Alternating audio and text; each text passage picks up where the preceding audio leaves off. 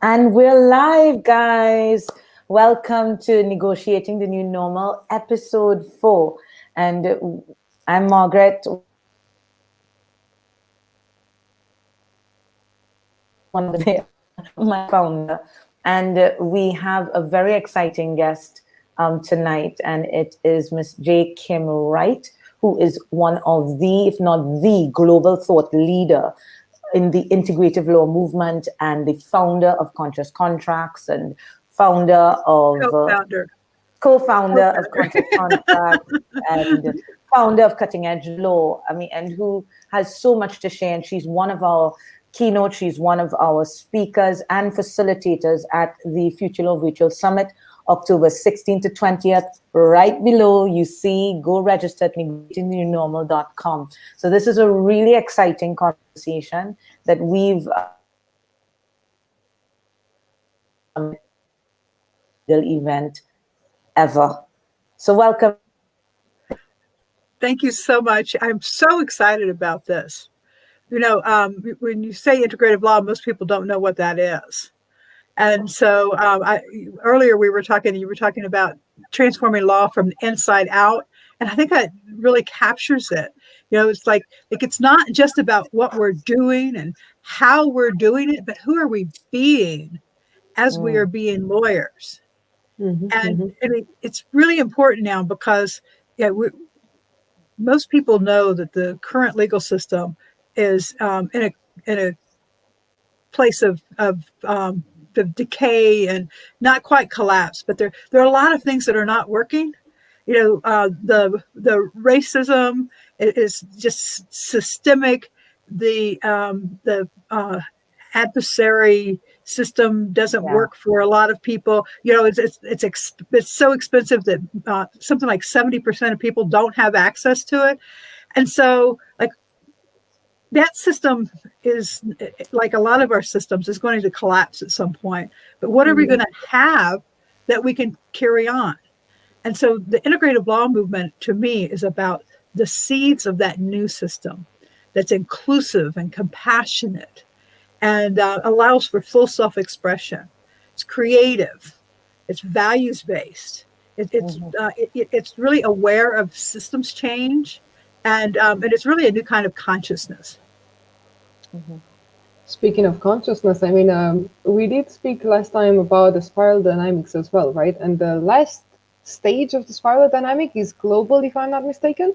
And now we're bringing the whole globe together to this virtual summit. And we'll be talking about space laws. We'll be talking about the environmental laws. We'll be talking about design and the law. What is your lab going to be about? How is this going to be weaving into the integrative law lab? Well, integrative law has several components. One is that integrative lawyers are reflective, contemplative. They care about their inner life.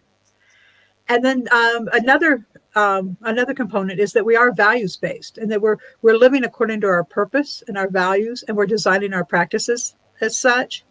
We're creative. That's one of the big values that we have is bringing our creativity and bringing things to law that, for example, we have Rob DeRoy, who's coming to talk about comic contracts. And we have a whole panel of changemakers who are doing things like restorative justice and earth law and sharing law. And so they're thinking more systemically. And then there's this panel which will include a lesson on spiral dynamics. If people don't know what it is, it'll be a good opportunity to learn about it. And then we have a number of people who are really operating in a very conscious way in the legal system. And so they're going to bring that awareness to us and share on the panel. So those are the first session is an introduction to integrative law, so you can learn more. The second session is on values. The third session is on creativity. The fourth session is on being a systems change maker. And then the next one is about evolutionary consciousness. And you know, Kim, when I hear these topics, of course, they excite me. And I love just to see lawyers embracing this new way of being and doing that you have been pioneering for, well over 20, 30 years. But for the lawyers who listen to this and say, but that is way out there, that is woohoo, that is not ever going to be our reality, what do you say to them? That's what the dinosaurs thought too. That's what the dinosaurs thought. Yeah. It is already happening. I mean, I've been traveling. Margaret knows this. I'm not sure you do. I was a nomad for 12 years until the pandemic grounded me, and now I'm a nomad by Zoom. And so I've been traveling around the world, and I've been finding lawyers who are having this awakening, this sense that something else is possible. Sure. And then I've been collecting them into communities of their own. Yeah. And so, I have hundreds of leaders, not hundreds of lawyers, hundreds of leaders that are doing things. And we're not going to get a chance to, for example, go to Australia, where we have Changemakers in the legal system as an organization in Australia that, I'm in contact with the leaders, but they've got a whole organization that that's interested in these ideas, and they have speakers and so forth. And in India, we have a Center for Integrative Law, and in South Africa, we have been doing work in integrative law. And there's a lawyers.changemakers.org in the Netherlands, and so this is actually happening. This is not some fantasy I've created. This is me as a reporter. I didn't invent this movement. I found it, and I discovered it, and then I started sharing about it, and trying to sort for myself what makes one an integrative lawyer. So I wrote a couple of books for the American Bar Association, Lawyers as Peacemakers and Lawyers as Changemakers. And the Changemakers book, it really was about what is this movement? And it is global. It's the Global Integrative Law Movement is the subtitle. And both those books were published by the American Bar Association. And now I'm working on a book on trauma-informed law and one on lawyers as designers. Wow. Well, and you see, the reason why I think the work is so important, and one of the things we are doing in Future Law, is that we are focusing on what we call empirically responsible legal system change.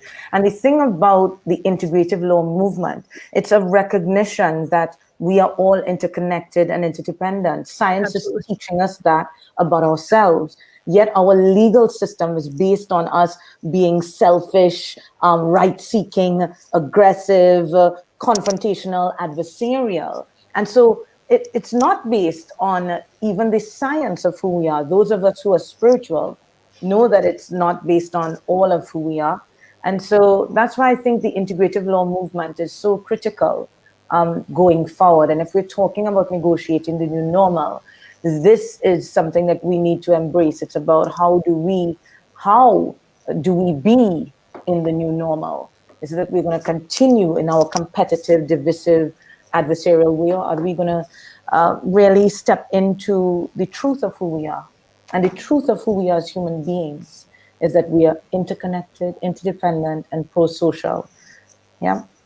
That's exactly the way I talk about the new consciousness. Like if you bring that consciousness to law, then what the system we have now is clearly broken. And so how do you be yourself and still be a lawyer when you have that awareness? And so many people have invented new ways of practicing out of that awareness. And if you're a criminal lawyer or working in that system, then maybe what you do is you discover therapeutic jurisprudence or restorative justice, the problem-solving courts. If you're in family law, you discover mediation or collaborative law. If you're a business lawyer, then the values-based contracts, which is conscious contracts, is the brand, might be the way that you start expressing your values in your actual legal documents. So there's different ways of governing. It's like being aware of the whole, and then looking to see how can I make a difference. That's part of what we're going to be exploring in the lab. I have to ask, because we are having the audience coming from various different states, and not everybody is going to be native English speakers. I have to ask, in the name of all of them, how do you explain the integrative law? Like, what does the word integrative actually stands for? I like what Margaret said, the inside out. Mm.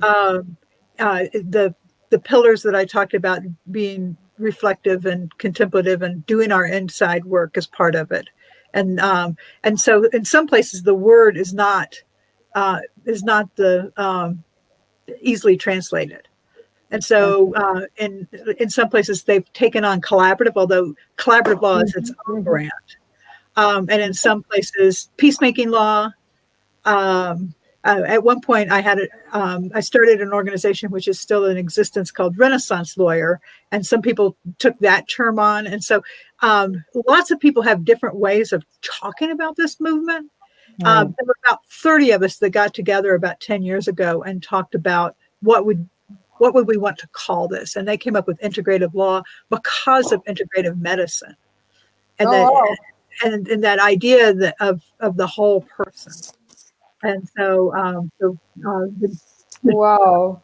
the term has been around a lot less time than the actual movement, which has been, which kind of this early seed started in the 80s, and then it started in the 90s in lots of different areas. So like holistic law came about the same time that collaborative law did.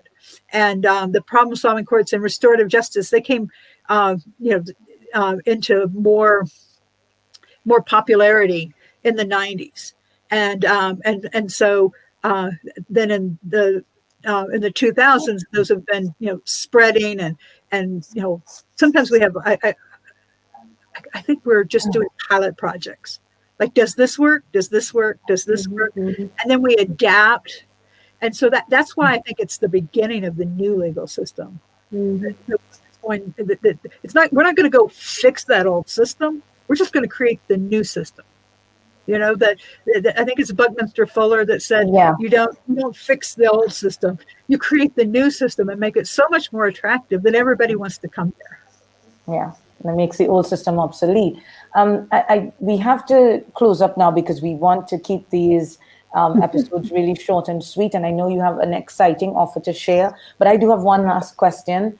For young lawyers out there and or lawyers who are thinking, okay, I'm feeling a connection to what Kim is saying. I would love to be able to understand and learn more about this. But can I make money doing this? How am I going to chart my own path doing this? How do I get a job, embracing this new way of being as a lawyer when, this industry wants me to be a different way? What would you say as your final words to lawyers who are interested but are still skeptical and don't understand where this will fit in for them? I think that even the question, like, if you're only interested in the money, then you should go get the job that pays you the most and just do that.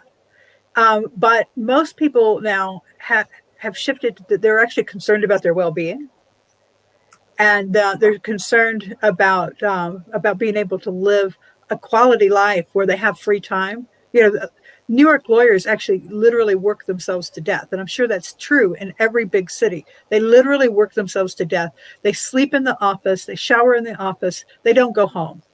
Not all of them, but in a lot of the big firms. And if that's, and that is a path that is not healthy for anyone.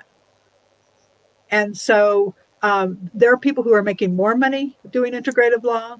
There are people who have simplified their lives. When I went from doing litigation to actually having a collaborative law practice with no litigation, I went from like a $13,000 a month overhead to a $500 a month overhead. So I had to work. I had to work really hard to make $13,000 a month. This was back in the 90s. I had to work really hard to make $13,000 a month. But at $500 a month, I actually had a life. And I had the ability to spend time with my children and to travel and to do this work that really was my heart work. And so I made more money in terms of profit, but I wasn't churning the hours. And so, and back then I actually did a survey, and I found that it was, like some people simplified their lives and decided they didn't need so much money, and started shifting it. And some people found that they were so popular among their clients that they were able to make more money but work less. And Okay.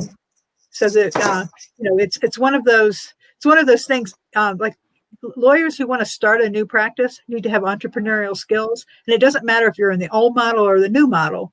You have to have those entrepreneurial skills to do it, and maybe that's not your thing. And so it's a complex answer to what sounds like a simple question. But it also, the other thing is that it takes courage to actually be a whole person in that system that's not working, and to be willing to set boundaries, which the new generation is actually better at than my generation. Yeah, thanks, Kim. Thanks, Kim. And so, you can get more of this and much more deeply into integrative law with Kim at the Future Law Virtual Summit, October 16th to 20th, negotiatingnewnormal.com. And Kim, what's the offer that we have for people who are coming in to hear you? Well, if anybody stayed and listened to all of this, and they'd like to have a free ticket to be able to attend this event, they should email me at jkimwright@gmail.com, and I'll give them a code. And so hopefully I won't be inundated with 100 people, but I will. I'll send out a code, and you'll be able to have a free lab during the Negotiating the New Normal. That's a big offer.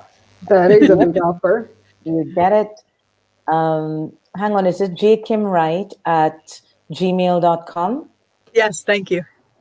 Is that it? There we go. That's it. There we go. Contact jkimwright@gmail.com to get your special complimentary seating and space at the Future Law Virtual Summit, where we have 5 days of content, over 100 hours of content, and you will be able to have access to that in an ongoing way if you get a negotiator or master seat. So, all right, guys, see you all next week. The countdown is on for the Future Law Virtual I'm looking forward to it. Oh, wait, there's one thing we'd like you to say, Kim. There's one thing. You have to say, like me, I would say, like, I'm Margaret Rose Goddard, and I'm negotiating the new normal. Join us October 16th and 20th. Will you? I'm J Kim Wright, and I'm negotiating the new normal. Thank you. Thank you See you so much. guys. Join us. Bye-bye. Bye.